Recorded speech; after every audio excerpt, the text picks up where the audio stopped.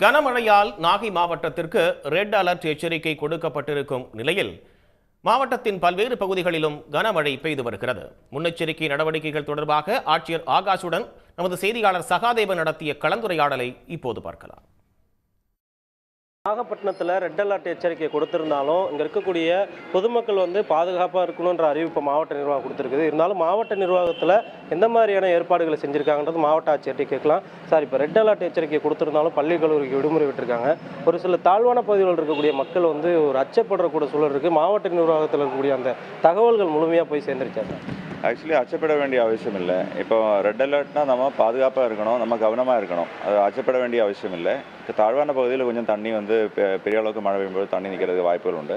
அதனால் நமக்கு ஒரு 11 சைக்ளோன் புயல் பாதுகாப்பு மையங்களும் 6 மல்டிபர்பஸ் இவாக்குவேஷன் சென்டர்ஸும் ஸ்கூலு, கல்லூரி, அங்கன்வாடி கட்டணங்கள், சமுதாய கட்டணங்கள் ஆகிய ஒரு 340 கட்டணங்களும் தயார் நிலையில் வைத்துள்ளது.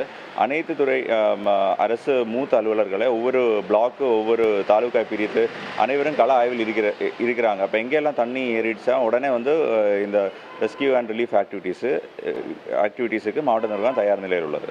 சுனாமி குடியிருப்புகளை வச்சுக்கிடுவங்களாம் ரொம்ப பழைய பில்டிங்காக இருக்குது.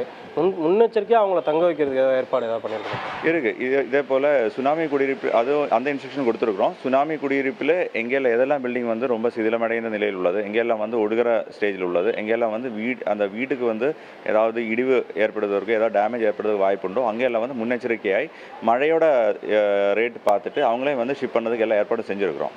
மீனவர்களுக்கு எந்த மாதிரியான அறிவிப்புகள் கொடுத்துருக்கோம் சார்? முழுமையாக எல்லா மீனவர்களும் கரை திரும்பிட்டாங்க. ஏன்னா மீனவர்கள் ஆக்சுவலி நம்ம ஒரு வாரம் முன்னாடி ஏடி ஃபிஷரிஸ் தலைமையில் மீட்டிங் நடந்தது. ஏன்னா இந்த மாதிரி ஒரு டீப் டிப்ரெஷன் வங்கக்கடல் உருவாகிற விஷயம் நமக்கு ஒரு வாரம் முன்னாடியே வானிலை ஆய்வு வழி நமக்கு வந்திருந்தது.